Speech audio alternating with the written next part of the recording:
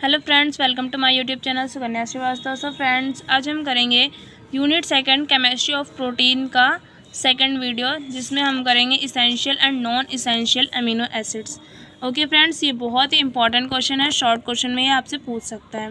Okay friends, ये BSc second sem की class है, जैसे कि आपको पता ही है। ओके, सबसे पहले हम इसेंशियल अमीनो एसिड देख सकते हैं। इसके पहले हमने देखा था based on the number of NH2 and COOH group. अब इसका सेकेंड हम देखते हैं इसेंशियल अमीनो एसिड में the amino acids which can not be synthesized by human body and hence must be supplied in the diet are called essential amino acid. So friend, जो हमारे essential amino acids होते हैं उनका मतलब होता है कि वो हमारे जो है कि ह्यूमन बॉडी में सिंथेसाइज्ड नहीं होते हैं, इसलिए उन्हें डाइट के थ्रू हम अपनी बॉडी में सप्लाइड करते हैं। ओके, इसलिए उन्हें उसने क्या कहते हैं, इसेंशियल अमीनो एसिड कहते हैं। अब इसी तरीके से हम नॉन इसेंशियल अमीनो एसिड देखेंगे। The amino acid which can be synthesized by human body are non essential amino acids. जो हमारे नॉन इसेंशियल अमीनो एसिड्स होते हैं वो ह्यूमन बॉडी में सिंथेसाइज्ड होते हैं, कर सकते हैं। ओके, इसलिए इन्हें हम क्या कह सकते हैं, non essential amino acid. Both are equally needed for our growth and good health. ये जो दोनों ही इसेंशियल एंड नॉन इसेंशियल दोनों ही अमीनो एसिड्स जो होते हैं वो दोनों ही हमारे ग्रोथ के लिए और हमारी गुड हेल्थ के लिए, यानी कि अच्छे स्वास्थ्य के लिए इक्वली मतलब बराबर रूप से ज़रूरी होते हैं। अब हम एग्जांपल देख लेते हैं essential and non essential amino acids के। इसेंशियल अमीनो एसिड का एग्जांपल है हमारे पास valine, arginine, leucine, threonine, lysine. And non essential amino acid हमारे पास है glycine, proline, cysteine, alanine, glutamic acid. तो ये थे हमारे essential and non essential amino acid. So friends, इसके पहले की वीडियो में हमने न्यूट्रल अमीनो एसिड्स किए थे। आज हम उनके बारे में कुछ और जानेंगे। तो न्यूट्रल और simple amino acid as they are often referred to are further classified based on the position of amino group in relation to carboxylic group. They are thus classified into alpha amino acid, beta amino acid and gamma amino acid and delta amino acid. So friends, इसके कहने का मतलब है जो हमारे neutral यानी कि जो सिंपल अमीनो एसिड्स होते हैं उन्हें हम और क्लासिफाइड कर सकते हैं किसके बेस पे, पोजीशन ऑफ अमीनो ग्रुप के बेस पर हम उनके पोजीशन के अकॉर्डिंग जो है कि उन्हें और क्लासिफाइड कर सकते हैं। ओके, इन रिलेशन टू, और किसके रिलेशन में, कार्बोक्सिलिक ग्रुप में। तो हम इस तरीके से उन्हें क्लासिफाइड करते हैं, alpha amino acid, beta amino acid and gamma amino acid and delta amino acid. So friends, सबसे पहले हम अल्फा अमीनो एसिड देखेंगे। One in which the amino group is present on alpha carbon to carboxylic group.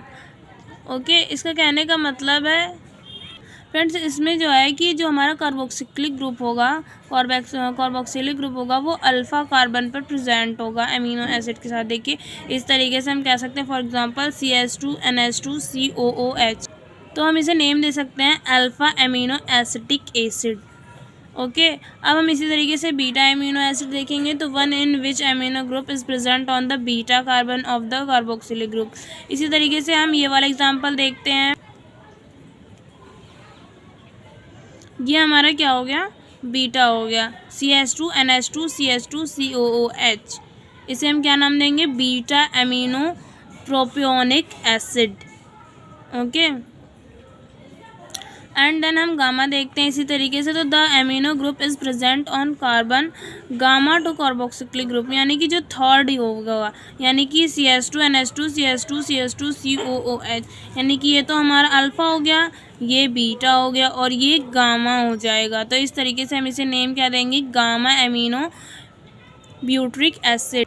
इसी तरीके से हम delta amino acid देखेंगे। तो the amino group is present on carbon delta two carboxylic group, जो हमारे देख सकते हैं इस तरीके से। ये तो हमारा अल्फ़ा हो गया, ये बीटा हो गया, and then gamma is delta, जो 4th नंबर पे प्रेजेंट होगा NH2 के साथ। उसे हम क्या नेम देंगे, delta amino valeric acid. Okay, उसी तरीके से अब हम optical activity of amino acids की देख लेते हैं क्या है। ठीक है। तो अमीनो एसिड्स are chiral compound containing at least one chiral carbon at centre. आप जानते होंगे कि अमीनो एसिड जो है कि क्या है, कायरल कंपाउंड है। क्योंकि containing at least one chiral carbon at centre, क्योंकि इनके सेंटर पे एक कायरल कार्बन, कम से कम एक कायरल कार्बन प्रेजेंट होता है।